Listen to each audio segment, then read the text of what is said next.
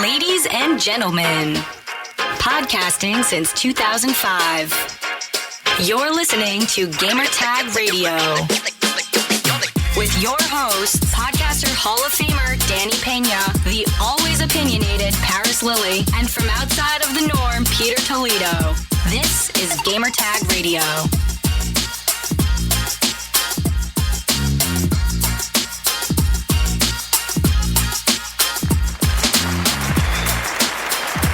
And you're listening to episode 872 of Gamertag Radio. This is Paris, and I am here with Pete.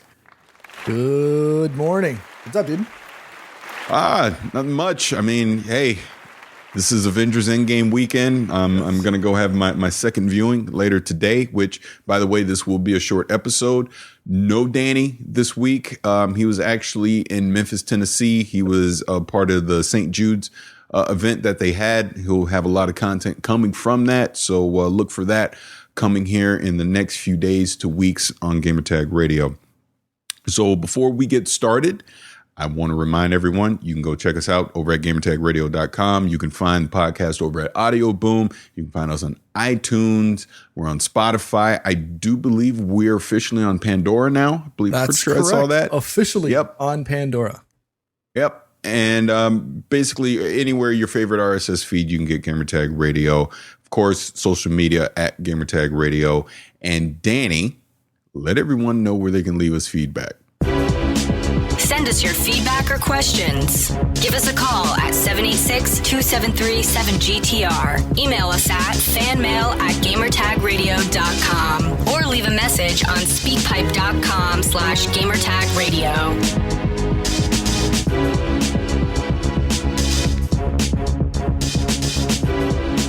All right. So, like I said, this is going to be a short episode for this. We just haven't, gotten together back on our routine. So we want to start getting back on the routine of recording episodes because we have a lot of one-offs, daily conversations, things like that. But wanted to get together this morning to at least address some of the feedback that we've been getting. So we have a few voicemails. We have some emails that we want to read, obviously, from our Discord channel as well. We have our feedback channel where people can leave us messages. So, Pete, are you ready? Should we start it off with one of the voicemails? We'll finish it off with voicemails. Okay. We'll intersperse. We only have two voicemails. Like you said, we're going to be a short episode today, so you can go get your second viewing in. So let's go with some writtens, and we'll go from there. Okay. All right. I'm going to start off with Black Knight. What is this? 22K6. He is saying, "Hey guys, I listened to episode 857, and I agree with Paris in regards of Sony not taking the risk in competing with xCloud and Stadia for 2019. You see, I read one when someone agrees with me. Of course I did. You would. And also with Xbox Live going free. But the biggest impediment for this technology is internet usage caps that makes this option for people with unlimited internet only so with that in mind, do you guys think I can't read? So that you guys think that the community will come together in the future to pressure ISPs to change their policy with internet caps. Take care and keep up the good work."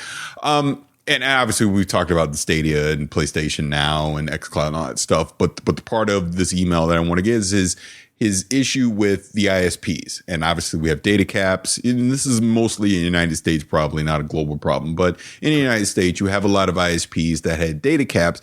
And the way that it works in the United States is not like I can get mad at Comcast and hop over to Fios, right? It's either you get the internet that you have in your area and that's it.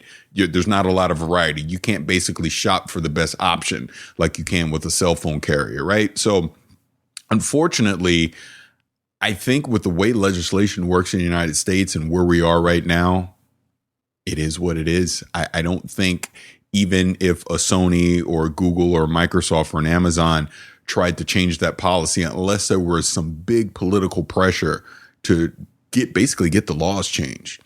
We're stuck with what we have. Data caps aren't going to go away anytime soon. And basically the territorial way that ISPs work in the United States, that's not going to go anywhere anytime soon either. What are your thoughts, Pete? I 100% agree. The way that cable companies or internet providers actually divvy up their regions and districts, there's very, very minimal overlap, which prevents, the regular consumer from being able to, shop around and say, okay, I'm going to say AT&T is offering this, but Comcast is offering this, and CenturyLink is offering this. You're usually stuck with one, if not maybe in some slight cases, a second carrier. And sometimes those second carriers are smaller carriers that are basically riding on the same service that you just shopped around with, for example, Xfinity. So unfortunately, until the infrastructure in the United States is brought up to snuff, basically to the rest of the world, where you don't have a lot of, where a more free market is available, that's when you'll start to see the reduction of data caps, if not the total abandonment of data caps, as well as a much lower price. If you take into consideration if you try to compare what the costs of internet are elsewhere in the globe compared to what we're getting, we're getting a fraction of what typically should be received, right? We should be getting higher speeds and no data caps for a much lower cost. And that's unfortunately, if we're talking bad about it, but they're basically hamstringing us as a consumer. And that's what we need in order to help facilitate things like Stadia and Project xCloud and Netflix and all the other online offerings. That's what we need to have here in the United States. So talk to your local representatives, talk to your local governments, and see what we can do to start opening up these these conversations between carriers and providers. Make it easier for the consumers. Yeah, I mean, pretty much completely agree with you. I mean, that's all we can do. Thank Black Knight for that email. Let me go ahead and jump in and read another one really quick, and then you can hop in with one as well. But this one is coming from D Havoc, and he is saying, "What's up, y'all? With Cuphead now on Switch, with Xbox." Whoa, which I can't read. I'm just telling you this right now. I can't read. I'm 45 and I can't read. I don't. My school in St. Petersburg, Florida was terrible. Okay. What's up, y'all? With Cuphead now on Switch, which Xbox game would you like to see next? It's a shame that Microsoft took risks with games like Quantum Break, Sunset Overdrive, ReCore, and they won't get sequels, but maybe these can benefit on Switch with Game Pass. Would be cool. Thoughts? Thanks, guys. So actually, I saw a rumor that we may get a sequel to ReCore. So it may not be complete doom and gloom as far as that goes. And to take this fully back to 2013, before answering your primary question, Microsoft came out with some exclusive IPs of titles, like you said, Sunset Overdrive, Quantum Break, Rise was another one. We got later on with ReCore, things like that. And let's just be frank, they weren't that successful. They weren't the kind of exclusive titles that would make you go run out and buy an Xbox One. They weren't these must-have titles. I know Sunset Overdrive, which I'm not personally a huge fan of, does have a big cult following out there. And I believe the rights to that game has reverted back to Insomniac. So Insomniac doesn't necessarily have to release it on Xbox. If they were to get a publisher that would back them, they could release a sequel to it if they so chose. I mean, who knows? We'll see in the future. But the reason I bring that up is another game that they had that came out that was exclusive was Ori and the Blind Forest. And we are getting a sequel to that. And it looks like that's either going to come later this year or probably early 2020. And to go to your primary question, I believe that would be the obvious no-brainer next game to show up from Microsoft on the Switch would be the first Ori and the Blind Forest. If anything, I would imagine that they would probably time it so that when they're ready to put out the sequel on the Xbox, they put out the original on the Switch. Mm-hmm. And then, maybe later on the sequel then would come to the Switch as well. And there's also been rumblings of a Cuphead sequel coming, which to me, again, just seems like a no-brainer. I know with the development style, the animation style that they do for Cuphead, it is a pretty long process. So maybe we won't see it for a while. My guess would probably be 2020, 2021 at the earliest for a Cuphead sequel. But then again, obviously that can come on the Switch or whatever its successor would be as well. I personally like that Microsoft is starting to branch out beyond just their quote unquote console platform. They're obviously going to be very PC heavy as we go into the next generation. And they've started this relationship with Nintendo to see some of their games to get ported over to the Switch. Maybe eventually we do see some form of Game Pass make it over to the Switch, and some of those titles can come as well. We're obviously getting xCloud and all that kind of stuff. So yeah, I think Ori would probably be the next game to come over to the Switch, and I would expect they would try and bring some other titles as well as the technology allows, on that platform. So Pete, what do you think? I think if there was an opportunity, it would be with Insomniac and Sunset Overdrive. They do own the IP. That was actually part of the original negotiations when they came on, but the title itself, the release, is Xbox One exclusive. So unfortunately, I don't know if that title will ever make it to another platform unless Microsoft makes some kind of addendum to the agreement. Does not say that, or doesn't prevent them from maybe going out and doing a sequel that's available on multiple platforms, because at the end of the day, they do own the IP. Just that first initial installment was locked in towards the Xbox One. So, I mean, that'd be pretty cool. I mean, that'd be good for those that are hardcore fans, people like Danny and them who appreciate that.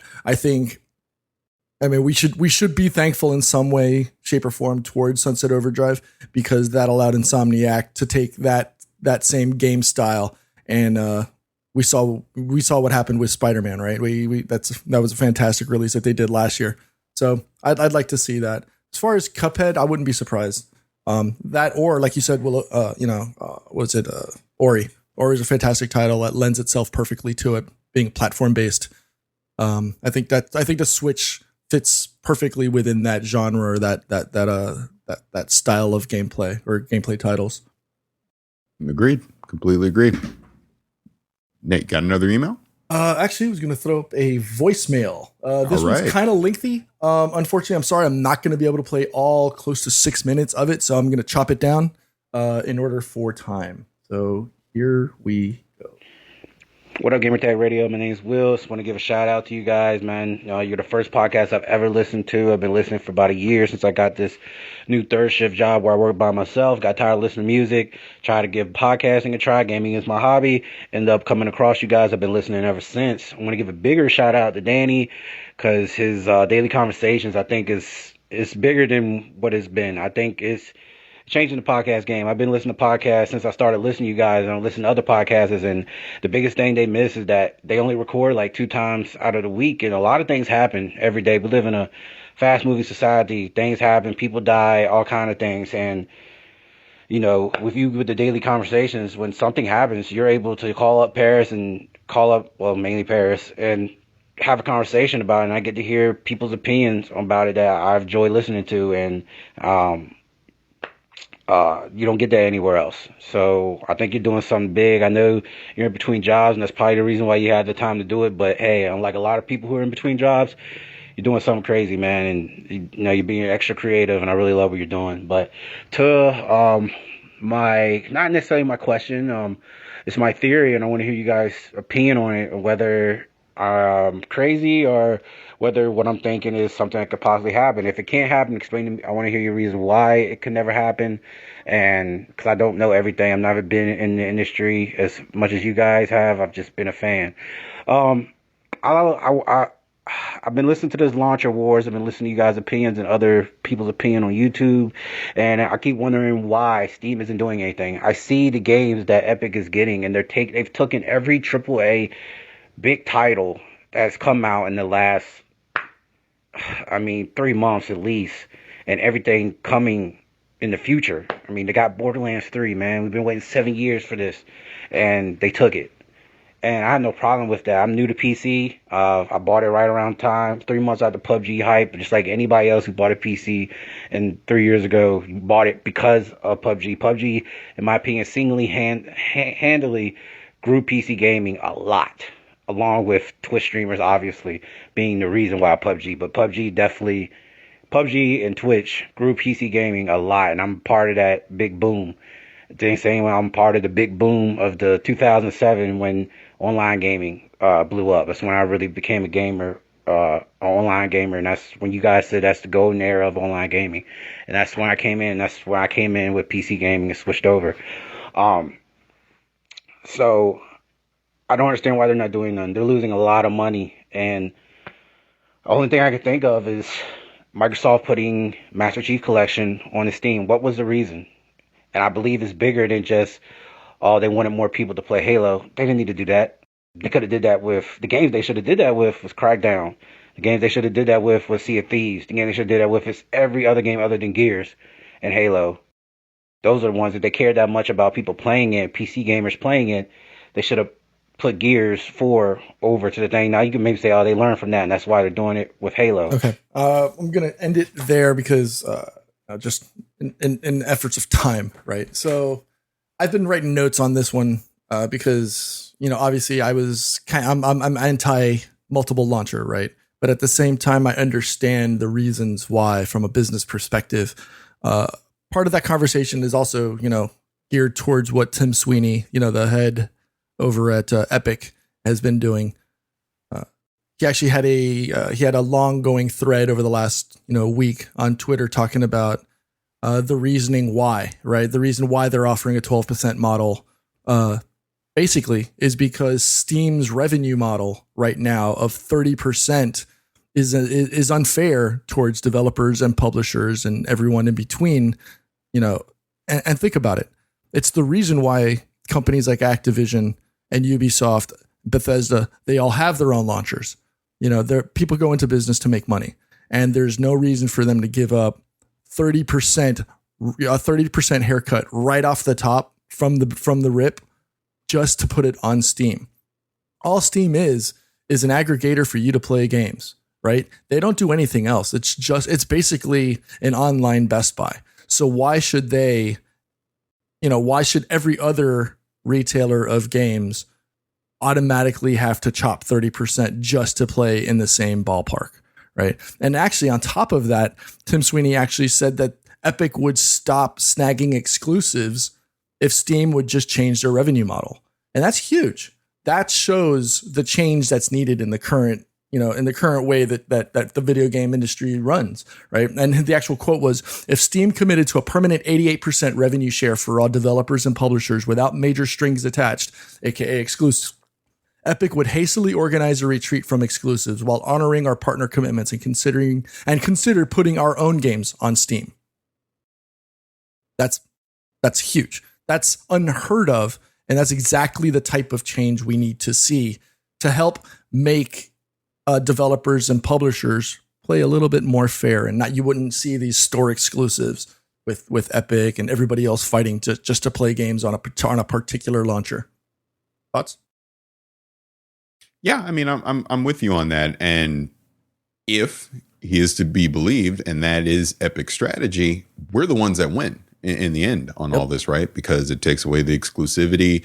You can play it on whatever platform you want. It also helps developers because they can obviously have their games on all various platforms, and they're putting more money into their pockets to obviously pay their employees and to innovate more in the games, etc. So in that perfect world, we all win. To kind of go back to what he was saying as far as like with Microsoft putting Halo on Steam, but they should put Crackdown, Sea of Thieves, all that kind of stuff. I mean, they already are. They're just not putting them on Steam directly. You can still play these games on the Windows platform on a PC if you so choose. So the option is there. The thing that Microsoft needs to fix is their quote unquote digital store, because let's just be honest here, the Windows store sucks. It stinks. It's not appealing. It's not where you're going to go to get your digital games, for PC. Should they put them on all platforms? I personally would love to see it. Do I think they will? No, I don't think they will.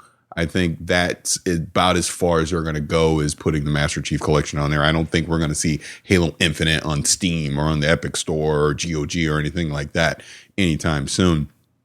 But we're in an interesting place right now because transition is happening.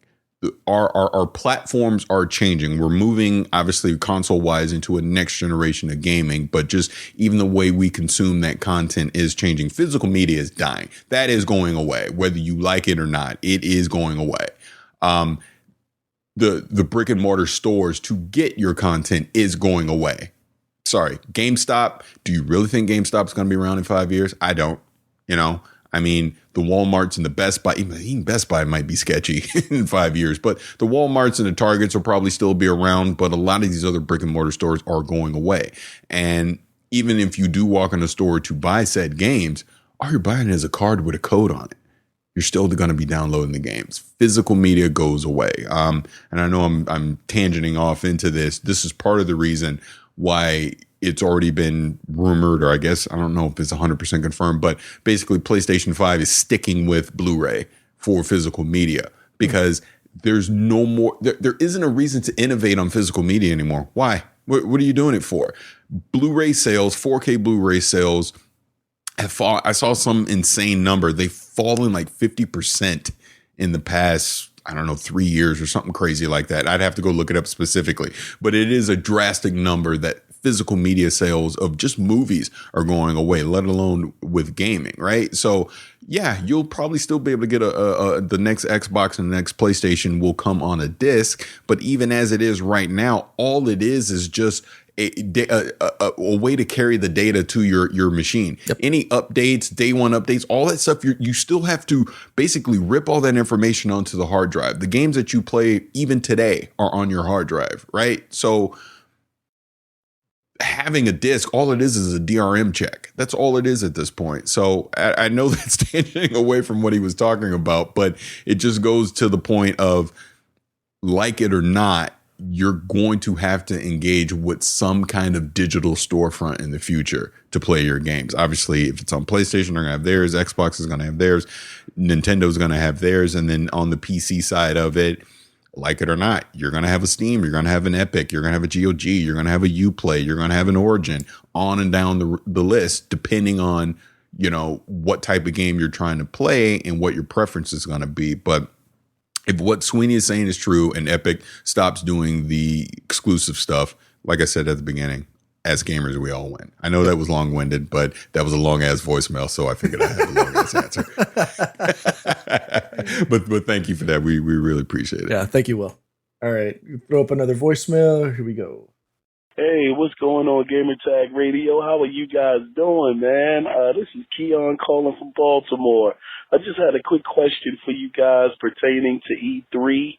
I wanted to know, do you think that Sony will unveil something big at E3? Now, we know that they're not going to be there, at least physically, but we've seen that Sony can be very tactful. They can be very strategic, because we could see that when Xbox, they had the Inside Xbox event, and we saw that Sony had actually announced the specs on the PlayStation 5. So I wanted to know, do you guys think that they'll do something like that to take away a bit of the thunder from Microsoft at this year's E3? And if they would do that, do you think it would be a Days Gone or a big enough announcement? Just wanted to get you guys' opinion on that, and thank you so much for everything that you guys do, and you guys take care and have a good one. Bye-bye. Thank you. The always anticipated, the always loved Keon from Baltimore. Thank you for calling in as usual. E3, do you think they're going to bring in anything other than what we already know? Oh, yeah, I'm sure they will. Outside of those titles, though, like, I mean, obviously Days Gone just released this week, so obviously it's not going to be a title, but you think there's going to be something that we haven't seen already or already announced, or do you think that they're what they do announce from a game's library perspective is going to be PS5 related?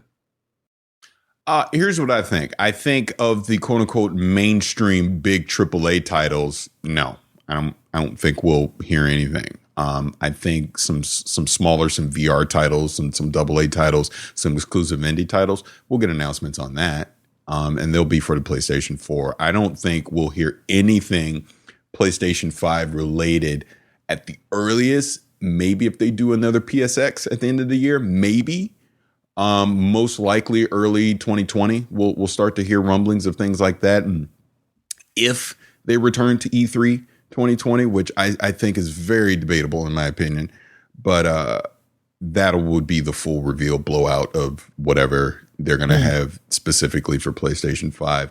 I do think we're going to see some cross-generational things for PlayStation 5 as far as Death Stranding, Last of Us 2. I think they will debut on the PlayStation 4, but you'll be able to take that, and they've already said there's going to be backwards compatibility, but you're going to be able to take that PlayStation 4 disc of those games and play it on a PlayStation 5, and it's going to quote unquote upgrade to take advantage of the PlayStation 5. I think those will be some of the first titles to do that. I think like from a third party standpoint, you'll see things like an whatever that new Assassin's Creed as an example will probably do something similar.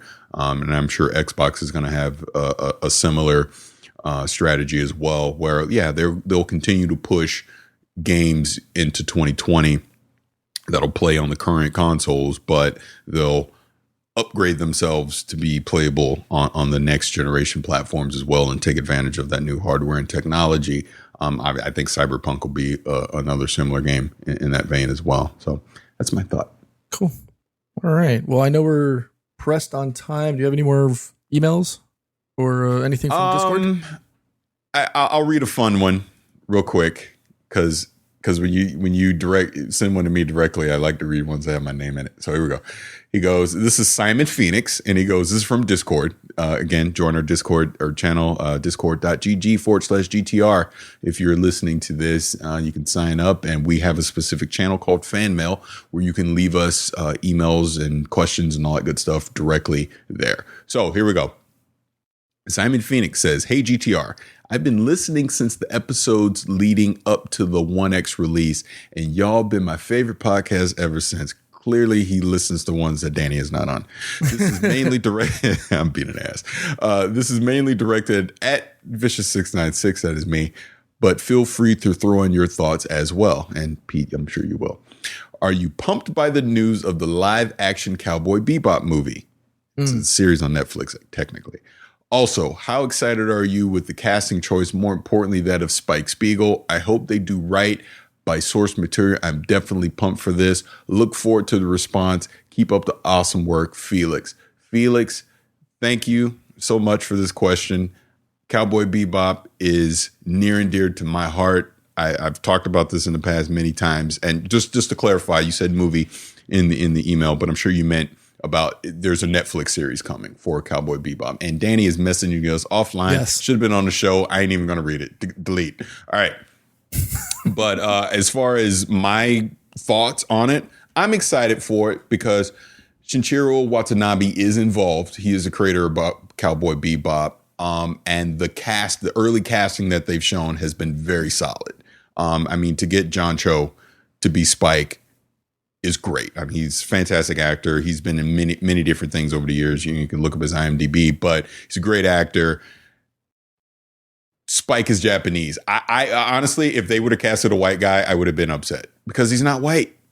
He's Japanese. That's the whole point, right? So to get him to be the actor, I loved it. I don't want to blank on all the different names, but Mustafa Shakir, I think I'm saying his name right. I think so. Right? I think so. He was the villain in Luke Cage season 2. I think getting him as Jet looks fantastic as well. I do not know the actress that is playing Faye, and her name's like Daniela Pineda. And then they got Alex Hassel to be Vicious, which, again, I've said a million times. My name, Vicious696, is directly from him, that villain. He's one of the greatest villains of all time, anime, whatever. I love Vicious. So it seems like very inspired casting to me. I'm excited for it to see what they'll do. As long as they're faithful to the source material, I'm okay. The only thing, and I don't think this has been confirmed, is allegedly Einstein, the dog, is not going to be a corgi. It's going to be a husky. Am I right in saying something that? like that? We talked about that a couple episodes back. Yeah. Yeah. I hope that's false. That would be my only thing. You trying to tell me you can't get a corgi? You can't train a corgi to be there. So we'll see. And they've obviously not said who they're casting as Ed yet. So that'll be key as well, who they cast as Ed. But so far so good. Looks great. I'm excited to see what they'll do with it. Yeah, I remember that episode was a really good episode that we had, and we talked about that, I think, mostly on the after show. But I'm curious. I want to know who plays Ed. Do you think that's probably the biggest one that they haven't announced? I mean, yeah, because it needs to be a girl. but it needs to be someone, because remember, it was kind of ambiguous throughout the series. They never identified. Until the end when we found out that it's a girl. So it needs to be a girl. It needs to be ambiguous of her gender throughout the show, and then obviously a big reveal at the end. So we'll see, because it needs to be a youngish actress who can play the role, who can play wacky. Obviously is a genius, the whole thing. So we'll see. We'll see. They're obviously purposely not casted that role yet because they've not found the perfect Ed yet.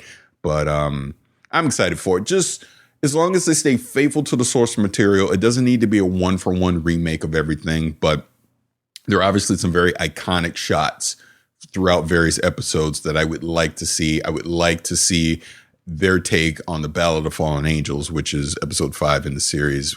Just that's what made me fall in love with Cowboy Bebop, was that episode. You got Mushroom Samba, which is hilarious. I would love to see their take on that. And then there's just so many. Well, I could talk about the show all day, but I know we got to wrap this up. But thank you, Simon, for that. And before we get out of here, before I forget, Danny, remind everyone where they can leave us feedback. Send us your feedback or questions. Give us a call at 786-273-7GTR. Email us at fanmail@gamertagradio.com or leave a message on speakpipe.com/gamertagradio. All right. So, Pete, any last words before we get out of here? Yes, because this is what Danny is telling us we have to do when he should be on the show doing this for us. In order to help us get to E3 and to help support the show. Danny. And help us do the things that we do, which is this podcast and the live stream. We do have a link up on Streamlabs, donate.gamertagradio.com. Helps support us, helps us get better equipment, helps us get to events and shows like E3 and those and things like that. It helps offset the cost of doing this on a regular basis. So if you can, much appreciated. You can do it whichever way you want to do it. If you want to do it via donate.gamertagradio.com, you want to drop us a link via PayPal Direct, if you want to throw us bits or a subscription, anything you can provide is of course appreciated. It's not required, but if you choose to do so for us, with us, we do love and appreciate anything you can do. So that's basically it. Paris, get out of here. Go watch Avengers Endgame again. Yes, I'm going. Hey, look, I'm going to the fancy theater with the big cushy recliners and everything. You paying for the kids? Look, it's going. Yeah. Take the kids again. We're going. Again. I thought you were going by yourself. No. Well, funny story on that, real quick, before we get out of here. I actually had a 6:45 in the morning screening Friday morning. I was just gonna go again, and I was like, you know what? Because normally I could care less about going by myself. I go to movies by myself. I don't care. Right. And I thought about it after we saw it the first time, opening night. I was like, I got to experience this again with the kids. I'm not going, so I cancel it. So. Nice. We're gonna go Sunday. Yeah, but I'm excited, man. We're obviously not going to talk about spoilers or anything on that, but I'm about to have breakfast with Thanos, and I'm excited for that. And, it is a phenomenal bookend to 11 years of the MCU. It is a love letter to the fans. Let nobody spoil this movie for you. If you've not seen it yet, go see it. You'll laugh, you'll cheer, you'll cry. It's everything. And that last hour is an absolute spectacle, and I'll leave it at that. Yeah. I saw it Thursday night at the IMAX, and then I saw it again Friday night with my wife, just her and I. And I think I said this on Twitter. Seeing it for the first time was incredible. Seeing it the second time, but knowing what's coming and seeing the crowd response, seeing and hearing the crowd responses is almost as good as watching it for the first time. It's that well this is done. This is why you go to the movies. Yes. This is why you still go to the movies and you don't just sit at home and watch things on digital. The energy from the crowd is so worth the price of admission. Oh yeah, for sure. But okay, let me get out of here, and we'll send this over to Danny so he can edit it up and put it up. But I want to thank everyone for hanging out with us on Twitch. I want to thank everybody to listen to this on the podcast. We really appreciate it. This has been episode 872. Is my memory correct? And Thank you guys for listening, and we will see you soon with more Gamertag Radio. Thanks for listening to Gamertag Radio. Be sure to like us on Facebook and follow us on Twitter.